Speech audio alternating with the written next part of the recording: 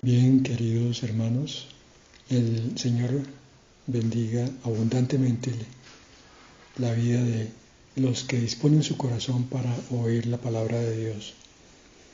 Hoy vamos a mirar al profeta Malaquías, el último libro del Antiguo Testamento, en su capítulo 3, especialmente con respecto a la visión que nos da el Señor sobre la próxima venida de su Hijo. Dice la palabra en Malaquías 3:1: Yo envío mi mensajero para que prepare el camino delante de mí, y vendrá súbitamente a su templo el Señor a quien vosotros buscáis, y el ángel del pacto a quien deseáis vosotros ya viene, ha dicho Jehová de los ejércitos. Vamos a orar para empezar. Padre, yo te pido, Señor, en este momento que dispongas mi boca y mi corazón para hablar solamente tu palabra, ninguna otra cosa, Señor, que no sea de tu voluntad, y que dispongas el oído y el corazón de los que se reúnen alrededor de esta palabra, para que esta palabra tuya, Señor, penetre profundamente en las vidas y las transforme y las levante, Señor, y las llene de valentía, para que estas vidas, Señor, sean agradables a ti en el momento de tu venida, con que nos estás advirtiendo. Con esta palabra, Señor, estás haciéndonos mirar lo que ya viene a nosotros. Gracias, Padre, en el nombre de Jesús. Bueno, mis hermanos, ustedes saben que estamos en tiempo de preparación para la próxima venida del Señor, por su iglesia. Él viene por una iglesia caracterizada por algunas cosas en especial, cosas muy puntuales y particulares. Es por eso que tenemos que usar entonces la palabra para no dar solamente, o no dar mejor, ninguna opinión de hombres, sino que sea el propio Señor el que nos hable el corazón y prepare nuestro ser para esa venida. Nos decía en el versículo 1, a través del profeta Malaquías: Yo envío mi mensajero para que prepare el camino delante de mí. En esa primera porción del versículo nos recuerda el tiempo de la primera venida del Señor, cuando Él iba a nacer en Belén. El Señor se había escogido para sí un mensajero que fue Juan el Bautista. Lo había preparado previamente para que Juan, en su trasegar de cada día, anunciara al Salvador. Y ese fue el cumplimiento fiel que tuvo Juan el Bautista de esa misión, de lo cual nos enseñan los evangelios. Juan fue el mensajero, el precursor, es llamado, el mensajero que sacudió corazones y vidas a través de sus palabras, de su enseñanza, para que esos corazones estuvieran listos para la venida del Señor. No es un secreto que finalmente fueron pocos los que estuvieron atentos. Fue mucho más el pueblo que no quiso oír. Y tristemente parece que al final de los tiempos va a ocurrir lo mismo. El Señor se ha tomado nuevamente el corazón de mensajeros y los ha enviado con su palabra a lo largo y ancho del mundo a advertir principalísimamente al pueblo de Dios que Él ya viene, que su Hijo está por arrebatar a la iglesia en cualquier momento, pero que eso no puede ser hecho de cualquier manera, sino que va a haber toda una preparación, la cual también está profetizada aquí en Malaquías capítulo 3, como vamos a ver más adelante. El Señor siempre envía un mensajero antes de hacer algo. El Señor ha enviado ya mensajeros a golpear en las puertas de los corazones, de los oídos de la iglesia cristiana, para que esté lista. envío mi mensajero para que prepare el camino delante de mí, y vendrá súbitamente a su templo. El Señor, a quien vosotros buscáis. Iglesia, se supone que para eso se congrega, para buscar de Dios. Ese Señor ya está por venir a su templo. Y el ángel del pacto, a quien deseáis vosotros. Esta es una clara alusión en el Antiguo Testamento al Hijo de Dios. El ángel, ustedes saben que la palabra también puede ser traducida como mensajero. Mensajero del pacto. Hay dos pactos. El pacto antiguo, Antiguo Testamento o pacto de la ley. Y el pacto nuevo o Nuevo Testamento o pacto de la gracia. Este es el ángel del pacto de la gracia.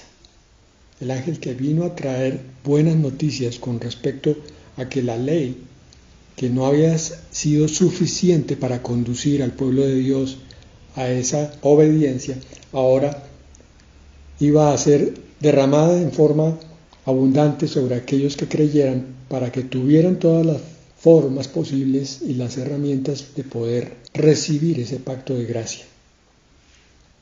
Entonces el Señor está repitiendo nuevamente su mensaje. Hay un fenómeno en la palabra de Dios que se llama la profecía de doble cumplimiento. Es una profecía que se lanza en un tiempo, pero que puede servir para dos y a veces más ocasiones. Básicamente dos. Eso ocurrió con la primera venida del Señor, fue profetizada aquí en este libro de Malaquías, pero podemos ver que este mismo capítulo 3 sirve para profetizar la segunda venida del Señor, tanto a su iglesia como al mundo. Miremos lo que dice a partir de ahí el versículo 2. ¿Pero quién podrá soportar el tiempo de su venida? ¿O quién podrá estar en pie cuando Él se manifieste? Porque Él es como fuego purificador y como jabón de lavadores. El Señor se toma el trabajo de exhortarnos, de advertirnos que antes de la venida va a haber un tiempo de preparación.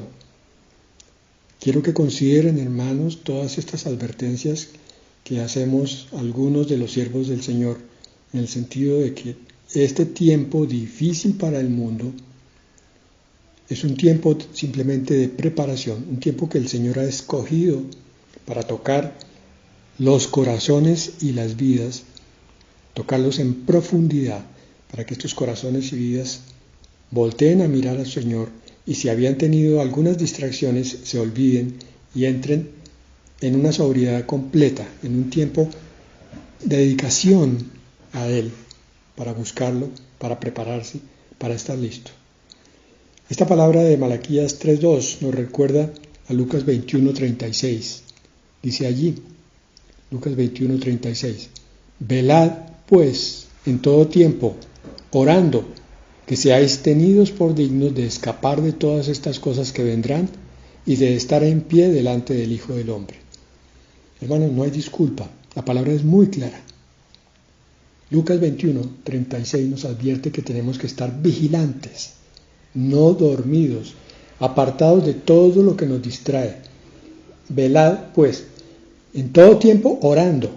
Nuestra oración no es aquella figura donde estamos postrados de rodillas más allá de 2 horas, sino es esa charla continua con el Señor en que le pedimos que coloque el carácter de Jesucristo en nosotros, que nos transforme a esa imagen, que nos quite todas las cargas que hemos traído del mundo y del pecado, que seamos santificados y limpiados, que quite nuestra avaricia, nuestro orgullo, nuestra contención, nuestra murmuración, para ser tenidos por dignos entonces de escapar, porque sabemos claramente que los que se hayan quedado dormidos, que no hayan oído la advertencia del Señor para este último tiempo, que hayan menospreciado los avisos de Dios, serán una iglesia tibia, por la misma razón se quedarán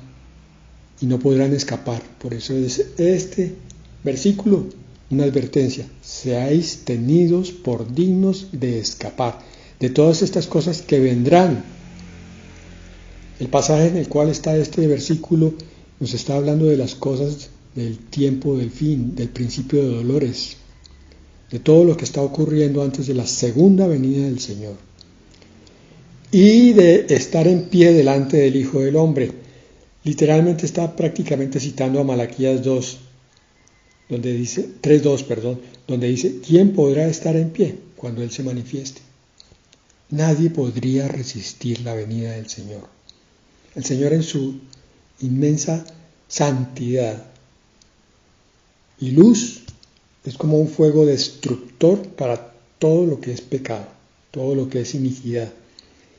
Y si hay iniquidad en mi vida, entonces yo no puedo soportar la venida.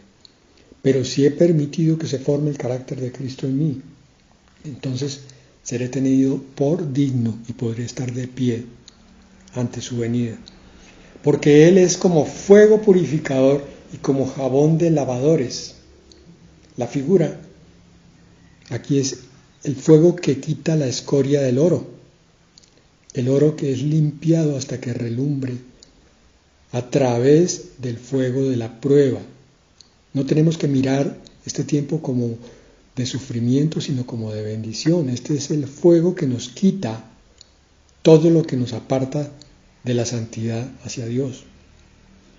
Él es fuego purificador. Dios es consumidor. Es un fuego que consume.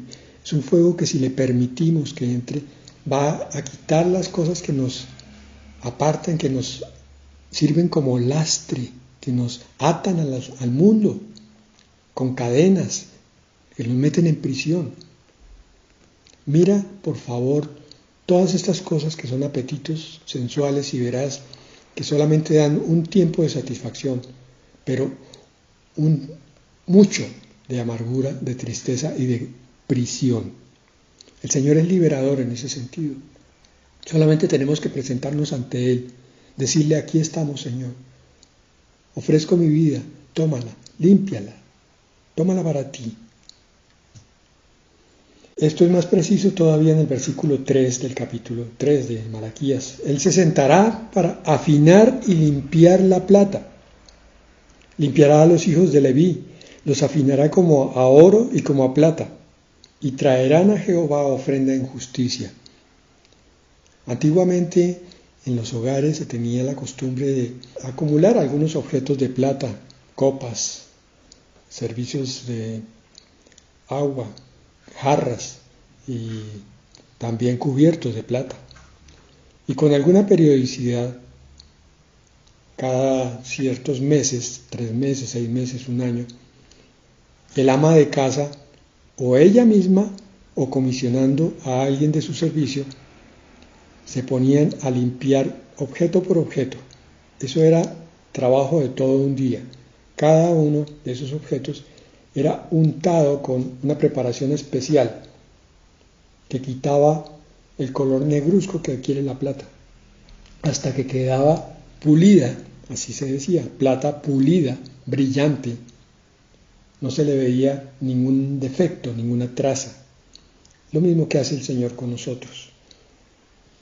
Nos limpia constantemente por su gran amor. Él quiere llevarnos a Él, quiere atraernos a su corazón. Pero sabemos que no podemos estar cercanos a Él si no estamos siendo limpiados constantemente de pecado. Dice aquí: traerán a Jehová ofrenda en justicia, entonces será grata a Jehová la ofrenda de Judá y de Jerusalén, como en los días pasados, como en los años antiguos. ¡Qué hermosura! Que el propio Señor ha provisto todos los mecanismos, todas las ayudas que necesitamos para ser limpiados. Solo se requiere que nuestro corazón se disponga para dejarnos limpiar. ¿Cómo quisiéramos que todo el pueblo de Dios entendiera esto? ¿Cómo quisiéramos que cayeran los tapones de los oídos, las corazas de los corazones, que a veces se han endurecido y que, aunque están viendo su pecado y están viendo que Dios ya viene, sin embargo no se dejan limpiar por el mismo Señor, por el Espíritu Santo. Versículo 5. Vendré a vosotros para juicio. Aquí toma una actitud un poco más fuerte, más de juez.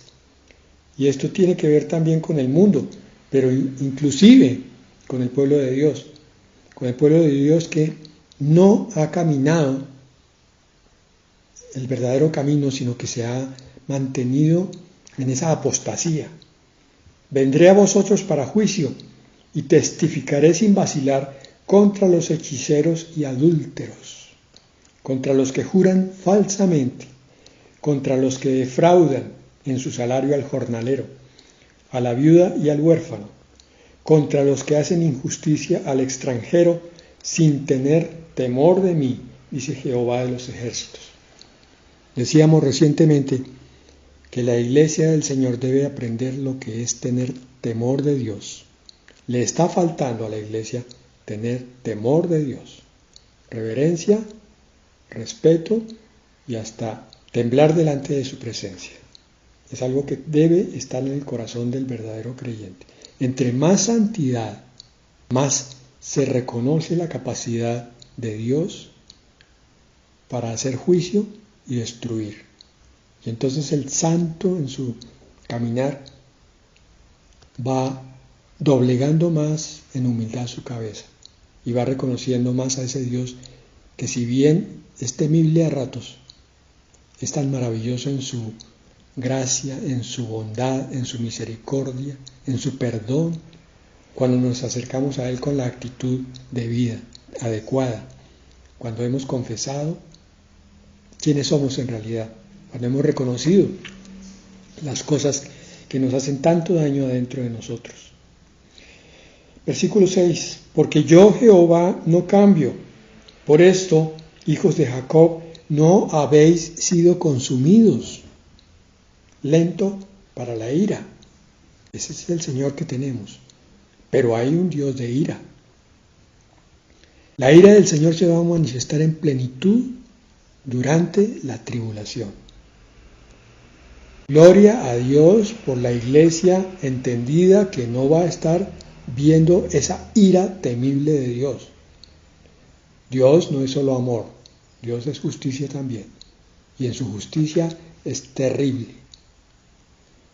Los que están siendo juzgados en ese momento van a decir muchas cosas.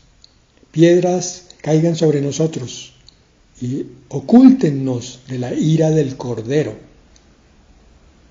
Versículo 7. Desde los días de vuestros padres os apartáis de mis leyes y no las guardáis. Volveos a mí y yo me volveré a vosotros, ha dicho Jehová de los ejércitos. Pero vosotros decís, ¿en qué hemos de volveros?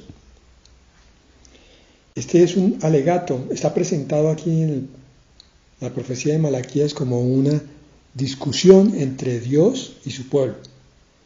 El Señor quiere mostrarle a su pueblo que hay muchos pecados, algunos fáciles de reconocer, como nos decía arriba, hechiceros, adúlteros, juramento falso, defraudar al jornalero, a la viuda, al huérfano, los que hacen injusticia. Pero hay otros pecados que al pueblo de Dios le cuesta más trabajo reconocer. Él les dice, ustedes tienen que entender que han pecado contra mí continuamente, queriendo o sin querer. Hay muchos pecados que solamente van a ser reconocidos cuando ustedes confrontan su espíritu con la palabra.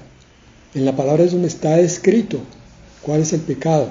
Así que no cometan el error, está diciendo el Señor, de pensar que ustedes están libres de pecado. No se vuelvan orgullosos en ese sentido. Por eso les dice, desde los días de vuestros padres os apartáis de mis leyes y no las guardáis. Si conociendo la palabra de Dios nos apartamos de ella, ¿qué será cuando no la conocemos? El pecado por acción es aquel que se comete a sabiendas, pero el pecado por omisión sigue siendo pecado. El pecado por no cumplir aquello que está establecido por Dios, aún con la aparente disculpa, porque no es real, de que no se sabía lo que se estaba haciendo. Pero el Señor dice, vengan a mí, yo les enseñaré y les mostraré que yo estoy siempre dispuesto a perdonar. Entonces va a haber un alegato de 2 pecados, aquí en adelante, que el pueblo difícilmente reconoce. ¿En qué hemos de volvernos? ¿Acaso hemos pecado? ¿Acaso nosotros somos tan malas personas, tan complicados que estamos ofendiendo a Dios? Ese es un pecado. Aquí dice claramente entonces el otro. Aparte de que se ha negado, que es pecado, negar el pecado. El Señor dice, ¿robará el hombre a Dios? Pues vosotros me habéis robado y aún preguntáis, ¿en qué te hemos robado, Señor? Versículo 9, malditos sois con maldición, porque vosotros, la nación toda, me habéis robado. Aquí la maldición puede entenderse de muchas maneras. No necesariamente es que Dios está señalando con el dedo acusador y diciendo, ahora yo te voy a ejecutar con un rayo, sino que esta maldición persigue al pueblo de Dios muchas veces, de una manera sutil, no porque Dios la profiera, salga de su boca, sino porque al buscar ese pecado, la maldición viene con el pecado. Malditos sois con maldición. ¿Cuál es la maldición? Vamos a verla a partir del versículo 11, pero leamos mientras tanto el 10. Traed todos los diezmos al alfolí y haya alimento en mi casa. Probadme ahora en esto, dice Jehová de los ejércitos, a ver si no os abro las ventanas de los cielos y derramo sobre vosotros bendición hasta que sobreabunde. Ya va a hablar el pastor de que hay que darle los diezmos. No, hermanos, no voy a hablar de eso. Si se quiere a espiritualizar un poco la enseñanza y a mostrar que muchas veces hemos fallado en esto. Aquí el Señor nos está diciendo una cosa. Cuando nosotros no entendemos que tan solo somos mayordomos de Dios, que las cosas que tenemos a nuestro alrededor son para cuidarlas y todas provienen de Él, tenemos que administrarlas sabiamente y hacer que sirvan de bendición a los demás. Cuando no entendemos eso, entonces traemos maldición sobre nuestras vidas. Voy a explicarlo un poco más. Traer los diezmos al alfolí y que haya alimento en mi casa puede ser muchísimas formas diferentes. Hay muchas figuras implícitas. Se puede traer el dinero en forma contante y sonante. Sí, claro, perfecto. ¿Con qué objeto? Dice aquí, para que haya alimento en mi casa. Claro, el siervo de Dios debe tener sustento, el ministro. Pero aquí está hablando también de que en la obra de Dios se pueda hacer caridad a los necesitados. Haya alimento en mi casa para los que tienen hambre, empezando por los mismos de la casa de Dios, los mismos hermanos de la fe. Y después, si queda, después de repartir a los necesitados en la fe, se reparte a otros aún desconocidos por fuera. Entonces, cuando la iglesia es generosa, trae los diezmos, entonces se puede hacer obra social, llevar ayudas a todas partes. Si la iglesia no ha entendido que es mayordomo, no ha entendido que tiene que administrar los bienes, entonces va a haber escasez en el servicio. Y eso repercute directamente en la vida espiritual de aquellos que están congregándose allí. También ellos, por cuanto no han sabido dar con abundancia, van a sufrir escasez en sus vidas. Esa es la maldición. El Señor ama al dador generoso, porque el que más da, también recibe más. Cuando alguien da para un hambriento, él no va a padecer hambre. Por el contrario, si se guarda el dinero en forma codiciosa en su bolsillo y no lo saca, va a llegar el momento en que va a perder todo el dinero y va a estar pasando muchísimas necesidades. Y aquí el Señor está dando la bendición. Probadme ahora en esto, dice Jehová de los ejércitos, a ver si no os abro las ventanas de los cielos, donde está toda la abundancia, y derramo sobre vosotros bendición hasta que sobreabunde. No está hablando allí de dinero como algunos piensan. ¿Usted por qué diezma, hermano? No, porque es que si yo diezmo el Señor me multiplica el dinero. No, no se trata de eso. Saquemos de nuestra cabeza y de nuestro corazón el signo pesos que tanta maldición nos ha traído en nuestra forma de pensar. A pastores y a iglesias que andan en función de esto. No, hermano, se trata es de ver que el Señor mira es el corazón.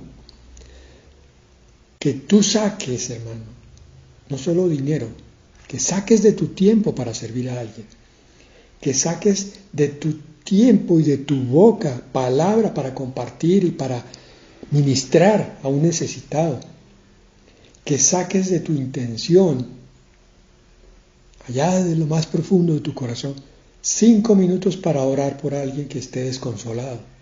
Eso es traer los diezmos al alfolí. Eso es servir todos, no solo el pastor, no solo los diáconos, no solo los ancianos, los pastores.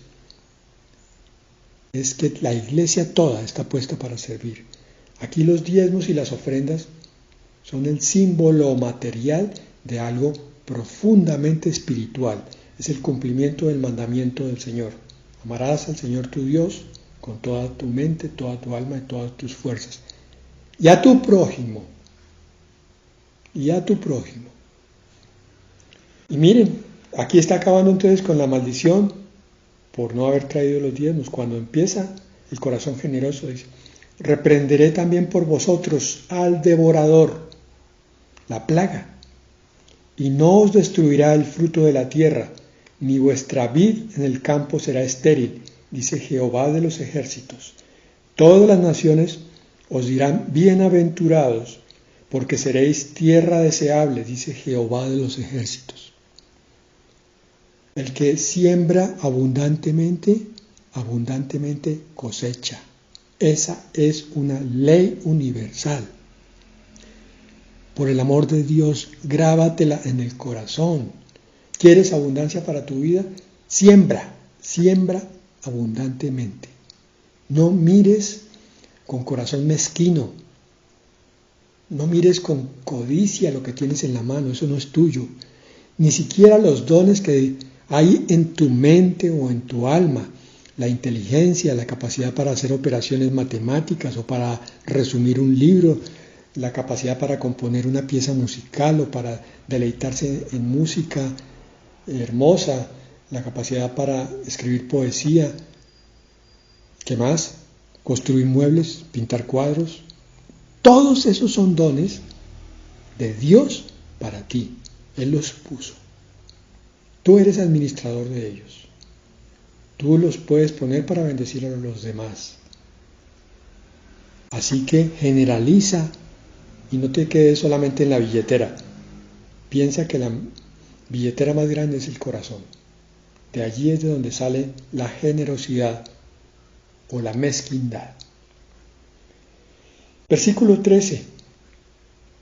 Vuestras palabras, aquí va a describir un segundo pecado que no confesamos frecuentemente. ¿Cuál era el primero? Nuestra mezquindad. Miren, ¿cuántas veces hemos confesado por eso? Señor, es que yo no dispongo suficientemente de mi tiempo para ti, para servir a alguien. Ahora el segundo pecado. Vuestras palabras contra mí han sido violentas, dice Jehová, y todavía preguntáis, ¿qué hemos hablado contra ti?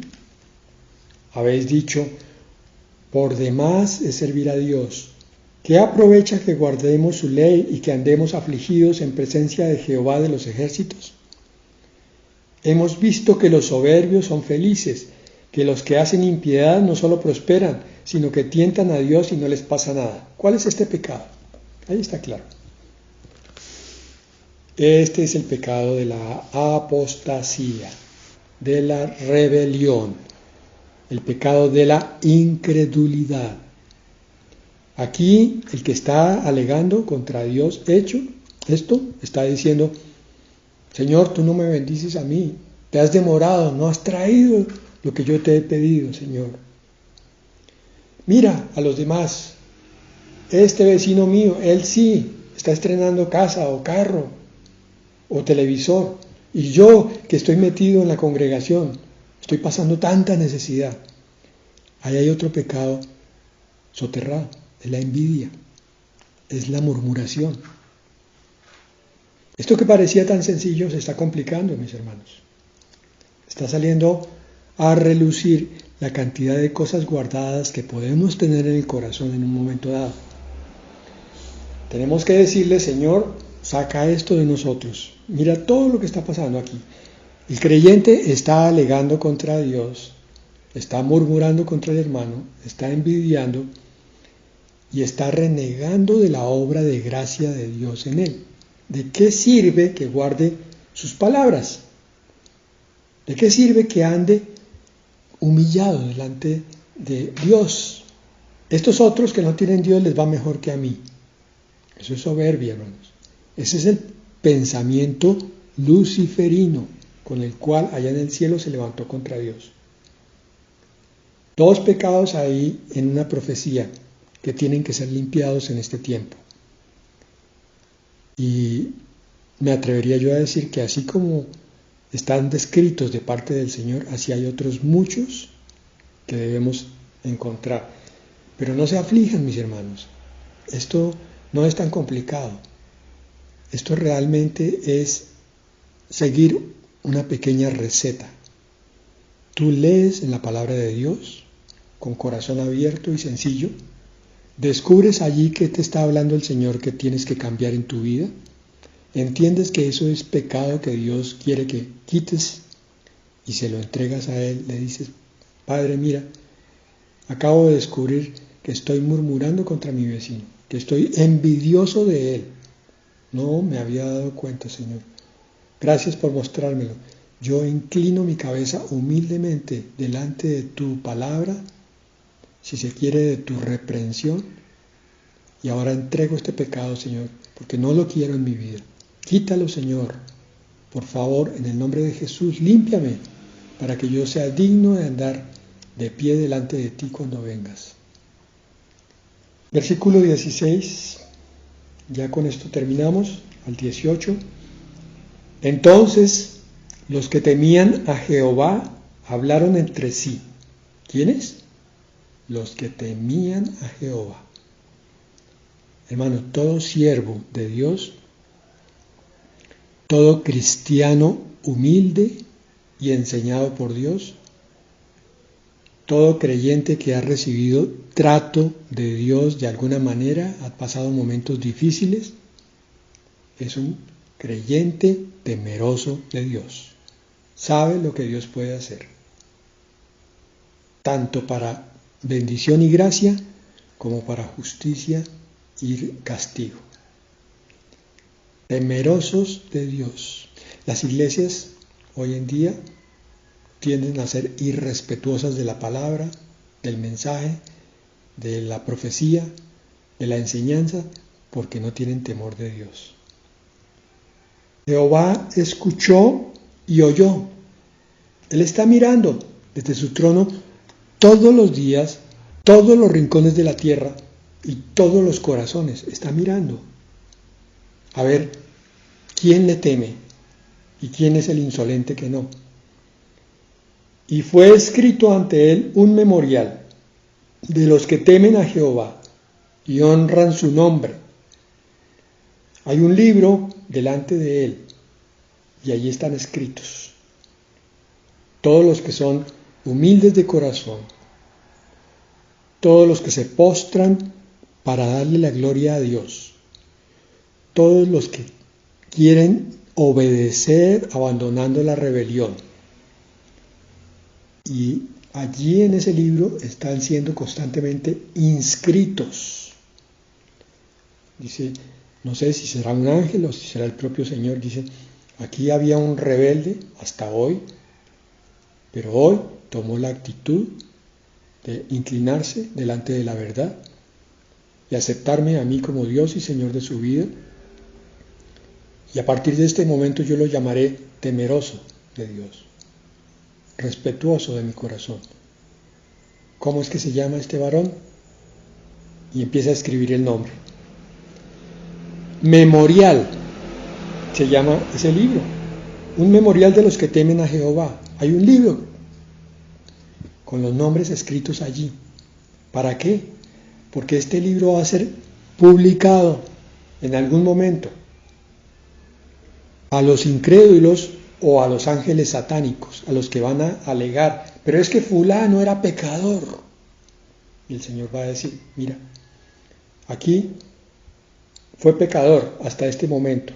El día tal, a la hora tal, este varón se arrepintió en su corazón y se postró delante de mí. Dejó de ser rebelde como tú, Satanás. No tienes nada que decir, porque desde ese momento es un hijo mío, verdadero, sincero y temeroso de Dios. Y honran su nombre, y miren lo que dice en el versículo 17 y 18. Serán para mí especial tesoro, dice Jehová de los ejércitos, en el día que yo actúe. Los perdonaré como un hombre perdona al hijo que lo sirve. El día que yo actúe es el día del Señor, el día que Él vaya a venir a juzgar a los impíos e irrespetuosos, irreverentes. Viene con su fuego celestial, porque recuerden ustedes que el juicio, la primera vez fue por agua, pero la segunda vez va a ser por fuego. Ese juicio, cuando vaya a empezar, el Señor dice, a ver, pasemos revista al memorial de los que temen a Jehová. Aquí está este. Vamos a sacarlos, porque son para mí especial tesoro. Yo los perdonaré. Yo haré que estén de pie ante mí. Velad para que en todo tiempo, orando, seáis tenidos por dignos de escapar de todas estas cosas que vendrán. Decía Lucas 21:36.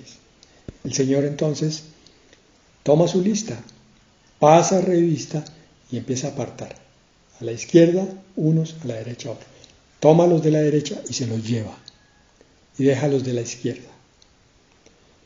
Entonces os volveréis y discerniréis la diferencia entre el justo y el malo, entre el que sirve a Dios y el que no le sirve. En ese momento es cuando va a quedar completamente justificado por qué el Señor se demoró, según nuestro entender y nuestra percepción, se demoró en castigar al impío que le estaba yendo tan bien, prosperaba y hacía pecado. Pero es que va a venir un tiempo de recompensa, como el rico y Lázaro. Ya el rico disfrutó lo suyo aquí en la tierra, ahora le toca sufrir en la eternidad. Pero el que sufrió en la tierra, tú, el que pasaste tantas dificultades, tantas necesidades, tantas batallas espirituales, donde estuviste a punto de ser derrotado más de una vez, pero no te rendiste, sino te levantaste otra vez en tu fe y dijiste, yo persevero, yo voy a ser fiel, Señor, ayúdame con tu espíritu a mantenerme, Señor, para poder estar cuando el Señor venga, allí entre los que son arrebatados. En ese día discernirás tú y yo quién es el justo y el malo, quién es el que le sirve a Dios y el que no le sirve. Y aquí hay un doble sentido en esa frase. El que sirve a Dios, el que es su siervo, pero también el que le sirve para la obra, el que le es útil. Y el que no lo es, el que es inútil y el que nunca lo sirvió, nunca le rindió gloria por nada de las cosas que Dios le había dado. Hermanos, el Señor nos está advirtiendo por todos lados. Tengo que confesar que predicar esta palabra fue duro hoy porque no encontraba el mensaje hasta que llegué aquí al libro de Malaquías. Doy testimonio de eso. Y cuando llegué al capítulo 3, en mi corazón supe que esto era lo que el Señor quería que habláramos hoy. La diferencia entre el que sirve a Dios y el que no le sirve. el propósito de Dios enviando a sus mensajeros para preparar al pueblo. Recordemos al principio que Él decía que este tiempo era de gracia, en el cual Él nos está lavando con jabón de lavadores y con fuego purificador. Hermano, inclina tu cabeza en este momento ante la majestad y la grandeza de Dios y ríndele un tributo silencioso con tu oración mientras yo oro. Padre, gracias Señor por tu palabra. Gracias porque en tu palabra dices que tú no harás nada sin comunicarlo antes a tus siervos, los profetas. Y tú nos estás avisando, Señor, que este tiempo estás recolectando a tu pueblo, a tu verdadero pueblo, al pueblo que tiene dispuesto el corazón para hacernos un baño, un tratamiento intensivo, una preparación de novia, para que estemos hermosos y resplandecientes para cuando tú vengas, Señor. Padre, ayúdanos a ser dóciles y humildes para recibir con corazón sabio y entendido la reprensión que tú nos das cuando hay algo en nosotros que debemos quitar. Cuando con esa voz suave de tu espíritu tú nos muestras algo que no está bien. Ayúdanos, Señor, a ser valientes. Tu espíritu es el que nos quita el pecado. Nosotros no podemos, pero tu espíritu lo quita cuando nosotros lo confesamos. Haznos sinceros, Señor, para contigo y para con nosotros mismos. Que si tú llamas pecado al pecado, nosotros llamemos pecado al pecado. Que si tú dices sí, nosotros digamos también amén. Que no disimulemos, Señor, cuando una palabra nos parece fuerte y viene a mostrarnos que en realidad es algo que nos iba a hacer quedar cuando el Señor Jesucristo viniera por la iglesia. Pero con tu Espíritu recibimos la ayuda y pudimos quitarnos ese pecado, Señor.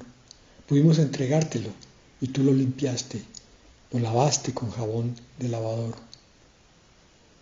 Señor, un pueblo humillado delante de ti es lo que tú estás pidiendo. Haznos ese pueblo. Un pueblo limpio de corazón. Sea sincero, Señor. Haznos ese pueblo. Que podamos caminar contigo para estar listos. Padre, en el nombre de Jesús. Amén. Hermanos, que el Señor los bendiga.